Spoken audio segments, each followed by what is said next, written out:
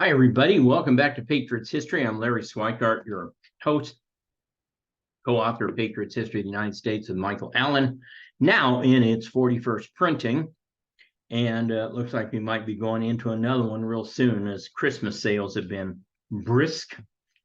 Remember, I will have an updated edition in PDF only, which will essentially be comprised of several pages of inserts that you would place throughout the book yourself. You would just read them when you're going through the book. And then a whole additional chapter in PDF form from 2018 to 2023. And that will be available sometime in the spring after we get globalism, Patriots History of Globalism, its rise and decline out. Make sure you pre-order that. We're getting ready to launch that. Also, remember, I've got the VIP on Wild World of History. This is invaluable to you homeschoolers and educators. It consists of dozens of free two to 3 page blogs on various history topics, everything from Custer's Last Stand to the Income Tax Amendment, on and on and on. Those are all free. And then it's got, if the Insider has 40 hours of my Wild Wednesday webcast that I did from 2021 to 2022. And those are each on a different topic in U.S. and world history. Everything from Napoleon to Hitler to, Prohibition to American Revolution, all sorts of stuff. Plus, I have 5 ongoing lesson programs, including Reagan, the American President, and Churchill, Integrity. And we've got, 12, 13 lessons of Churchill up, 21 of Reagan up. So there's also 3 other ongoing lesson programs up there with another 25 hours of videos. Incredible stuff that you should have if you're going to be teaching your kids, because you can show them one of these short videos and they'll be excellent. And it all comes from Patriots History and Patriots History of the Modern World. If you're into politics, sign up for the Wild World of Politics Insider. I do a 3 times a week political commentary on polling, races, what's happening in politics, as well as some culture stuff. And also, you can get my Globalism Then and Now video series, along with 5 other video series, including the Reagan series, over at the Wild World of Politics Insider. So check it out. Okay, as always, I am reading from the 15th anniversary edition of Patriots History of the United States. If you have an earlier edition, the pages won't line up. Some of the headers, most of the headers will, but some will not. I am in the very last 2 paragraphs of chapter 5, is that right? No, chapter 6, the promise and perils of Jackson's America. And so I'm going to finish this up. Last time we read the bank veto message, which is pretty long. So I'm going to finish this up right now, and then we'll start a little bit into chapter 7, which is Red Foxes and Bear Flags. So page 230, Jackson and Goliath. By the end of his second term, Old Hickory suffered constantly from his lifetime of wounds and disease. Often governing from bed, the hero of New Orleans had become a gaunt, skeletal man whose sunken cheeks and white hair gave him the appearance of a scarecrow in a trench coat. Weak and frail as he may have been, when he left office, Andrew Jackson had more totally consolidated power in the executive branch than any previous president, unwittingly ensuring that the thing Van Buren most dreaded, a powerful presidency, possibly subject to sectional pressures, would come to pass. Let me repeat that. What Jackson did was not small government. What Jackson did was empower the presidency with more power than the legislature or the courts, and thus did the very thing we don't like today, which is to have a very strong executive not responsive to the people. His adept use of the spoils system only created a large-scale government bureaucracy that further diminished states' rights. So again, his system hurt states' rights, didn't help it. Overriding state prerogative with federal might. Jackson's tenure marked a sharp upward spike in real expenditures by the U.S. government, shooting up from about 26 million when he took office to more than 50 million by the time Van Buren assumed the presidency. In addition, real per capita U.S. government expenditures also rose suddenly under Jackson, and although they fell dramatically at the beginning of Van Buren's term, by 1840 they had remained about 50% higher than when Van Buren left office than under Adams. The levels of spending remained remarkably small, about $3 per person by the federal government from 1800 to 1850. If optimistic claims about personal income growth during the era are accurate, it's possible that, in fact, government spending as a percent of real per capita income may have fallen. But it's also undeniable that the number of U.S. government employees rose at a markedly faster rate from 1830 to 1840 than accelerated further after 1840, although per capita government employment grew only slightly from 1830 to 1850. In other words, the best case that can be made by those claiming that Jackson's era was one of small government is that relative to the population, government only doubled in size, but in actual term, government grew by a factor of 5 between Madison and Harrison's administrations. In short, citing the Jackson-Van Buren administrations as examples of small government is at best misleading and at worst completely wrong. More important, no matter what had happened immediately, the Jacksonians had planted the seeds of vast expansions of federal patronage and influence. Jackson's Democrats had prefigured the New Deal and the Great Society in viewing the federal government and the executive branch especially as the most desirable locus of national power. So I don't want to hear about how Jackson was a small government guy. He wasn't. Okay, Chapter 7, Red Foxes and Bear Flags, 1836 to 48. And the header on page 232 is the end of Jackson, but not Jacksonianism. Despite some of the most bitter political infighting since the Adams-Jefferson battles of the late 1700s, settlers continued to move westward to create a viable country. Left to their own devices, Americans established an unprecedented egalitarian society that still preserved individual liberty. But just as a new man, a Western man, emerged from the frontier, so did the nation's first truly Western president, Andrew Jackson, see himself as a new kind of leader. When he polished off the BUS, Jackson piously announced, "I have obtained a glorious triumph and put to death that mammoth of corruption." It was an ironic and odd statement from a man whose party had now institutionalized spoils and some would say a certain level of corruption that inevitably accompanied patronage. By the time Jackson's opponents recognized as much, labeling him King Andrew I, without much apparent effect on his popularity. Judging Jackson's clout, though, especially in light of the Panic of 1837, is problematic. His protege was unceremoniously tossed out of office after one term, becoming the third one-term president in the short history of the Republic. The other two were named Adams. Old Hickory, of course, had named his vice president, Martin Van Buren, as his successor. In a sense, Van Buren had rigged the system to ensure his election when he crafted the Democratic Party structure years earlier, using Jackson as a pitchman to get the party off the ground. Van Buren was full of contradictions. He stood for liberty and later moved to the Free Soil Party, yet before his departure, his Democratic Party structure required the quelling of discussions about slavery. He sided with free enterprise, except when it involved the freedom to start and operate banks, and he had voted for tariffs in the past. Associated with small government, he supported public funding of the early national road. Ultimately, the Red Fox of Kinderhook, as Van Buren was also known, led a third anti-slavery party, but it marked a deathbed conversion of sorts, since he had ensured the dominance of a pro-slavery party in national politics. So it's one of these, well, I'm personally opposed to fill in the blank, slavery, abortion, but I'm going to vote for it, right? Squaring off against Van Buren and the Democrats was the new opposition party, the Whigs, W-H-I-G-S, the Whigs, who drew their name from the English and American revolutionary opponents to the Tories. These Whigs were hardly the laissez-faire limited government firebrands who had brought the revolution.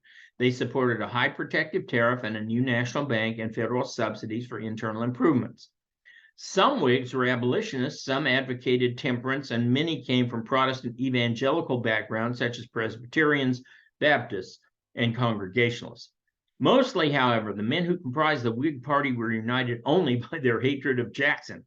The four leading Whigs, John Quincy Adams, Clay, Calhoun, and Webster, could not agree on the most pressing issue of the day, slavery. Adams and Webster hated it, attacking the peculiar institution at every opportunity, although Webster had embraced compromises that he thought might put slavery on the road to extinction. Calhoun, on the other end of the spectrum, defended slavery with the most radical of arguments. Clay adopted a firm position. He was both for it and against it. Remember, there was a thing in the early, I think it was John Kerry, when he ran for president in 2004, and the Iraq War was a big issue. And he says, well, I voted for the war before I voted against it, something like that. The other thing they had in common was a shared view that the best men should rule, the notion that educated landed elites were best suited to govern by virtue of their character. In the age of the common man, such views were doomed. There's a great, great seminal article. I don't expect you guys to read it, but it's a great article. It's interesting. And this is a little, I don't know, inside baseball. When you become a professor, you're expected to publish. And the standard for many places, I don't know about all, I don't know about Harvard and Yale. I didn't go to Harvard and Yale, but the universities I went to and attended, the standard was 3 articles or a book would get you a promotion. 3 articles in a book or a book would get you tenure and your final promotion. Usually goes from assistant professor to associate professor to full professor. And so generally speaking, if you can get out 6 articles or a book and 3 articles in 6 years, you pretty much are guaranteed promotion and tenure to full professor, promotion to full professor and tenure. So there was a guy at the school I went to, University of California, Santa Barbara, kind of legendary. And his name was Lynn Marshall. And he wrote an article that was what we call seminal. I mean, everybody cited it. And it was called The Strange Stillbirth of the Whig Party. And it was wonderfully written. And he wrote one other article, and then that was it. Apparently could never get the 3rd article out or a book out. And he, as I understood it, this is all hearsay, he left the profession, was working as a carpenter in construction there in Santa Barbara. But this is so true. The Whig Party, he said, was stillborn because it was still drawing from the views of Washington and Hamilton and Madison and Adams that only the best men should rule. And, you know, there's a new sheriff in town, as they say, the idea of the common man, the rise of the common man. Now, of course, very, very few people in our leadership, either Congress or the presidency, over the last 200 years have been common men. Abraham Lincoln started as a common man, but by the time he became president, he was fairly wealthy. Most people don't know that, but he was one of the best lawyers in the country, made a lot of money. Harry Truman had worked as a clothes salesman in a clothing store, had been in the Army. So he would come pretty close to being a common man. Ronald Reagan, of course, had come through show business, and while he wasn't phenomenally wealthy, he had some money because of all of his movies and royalties and all that kind of stuff. But most of the other people who come into the presidency or come into Congress either are wealthy or, as we have seen currently, they get pretty wealthy once they're in Congress. I think Nancy Pelosi now is a multi-millionaire after being paid, I don't know, a couple $100,000 a year. I don't know, and you know, living expenses in DC are outrageous. That they're over 100 and some thousand a year for an average person. So where did that money come from? Well, we're not allowed to ask that stuff here on YouTube. But anyway, Clay emerged as the chief spokesman for the new party. He was clearly the most recognizable, had a sterling reputation as an influence in both the House and the Senate, had drafted the famous Missouri Compromise and represented the West, or at least sections of the West. Clay argued that each part of his American system supported the other and that all sections benefited by pulling the nation together rather than tearing it apart. Internal improvements aided Southerners and Westerners in getting their crops to markets, including markets abroad. The tariff protected infant manufacturing industry so that working men too had their share of the pie, and the bank held it all together by providing a uniform currency and plenty of credit to both agriculture and industry. All of this seemed plausible and might have been sufficient in other eras. In the 1830s, however, it seemed unrealistic at best to ignore the looming sectional divisions over slavery, none of which would be solved by Clay's somewhat superficial proposals. Indeed, Northerners argued the presence of a bank would only perpetuate slavery by lending to plantation owners, whereas Southerners countered that the tariff only benefited industrialists and abolitionists. Most agreed on internal improvements, but disagreed over where the government should involve itself and to what degree. Naturally, the sections split over the locus of the proposed largesse. That is, where are you going to put the money? Swimming upstream against the increasingly egalitarian sentiment, the Whigs were throwbacks to the Federalists, while they still commanded the votes of significant sections of the country and on occasion by a majority. Their music simply was out of tune with the democratic rhythms of the mid-1800s. This emphasis on expanding the franchise and broadening educational opportunities, all spearheaded by a polyglot of reform and utopian movements, characterized Jacksonian culture in the age of the common man. So I think that's a good place now for us to break. I do want to, though, comment on this aspect of the Whigs. By ignoring slavery, as they did, by trying to elevate all these other issues, I'm reminded of today, 2023. Polls are constantly showing that the number one issue, however you phrase it, is the economy, inflation, jobs. Well, the government keeps putting out reports that say everything's hunky-dory, everything's fine. We got lots of jobs, unemployment's coming down, people have plenty of work, but people don't feel it. Nobody's feeling that. You can look at prices of food. Food is astronomically high compared to what it was just 5 years ago. Gas is still $1 a gallon more than it was 5 years ago. One time under President Trump, it got down to $1.50. Now it's $3.50, something like that. So there is this disconnect. And then the second biggest issue comes in pretty far behind the economy. It's still way ahead of anything else, certainly way ahead of climate change, is illegal immigration and border security. That latest polls I've seen, that's at about 12% is the most important topic, in economy. Inflation is like over almost 40%. Say that's the most important issue. So when you ignore the most important thing in people's lives that's really facing the country, you say, well, Northerners didn't own slaves. What did they care? They weren't abolitionists. Well, you're right, but it's like saying, well, Northerners today don't live on the border, but we're seeing what the infusion of mass numbers of these illegal criminals into our major cities is doing. It's bankrupting these cities, and it's causing them to be totally unsafe, just, crap holes. So when you ignore these kinds of big issues and say, for example, you're a Republican out there today and you're talking about tax cuts, that doesn't resonate. Talking about internal improvements and a Bank of the United States was fine if slavery hadn't existed. Then people might be tuned into that and focused on that. But they weren't, because everybody could see, even if they didn't say it out loud, they could see we're coming to a point when slavery is going to be such a big issue. There will be a war if we don't fix it now. And nobody was willing to fix it.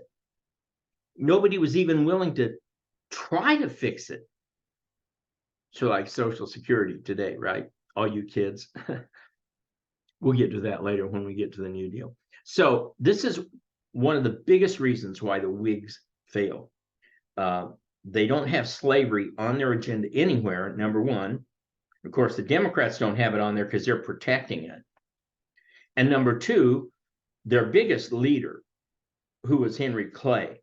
I know he never wins the nomination, but their biggest leader, or never wins the presidency, but their biggest leader, Henry Clay, simply did not want to talk about slavery. And so that always left a big hole in the Whig agenda, the Whig campaign, where people would say, well, how are you any different than the Democrats? I might as well just vote for the Democrats. All right. I will see you guys back here on Monday, and we'll really dig into chapter 7.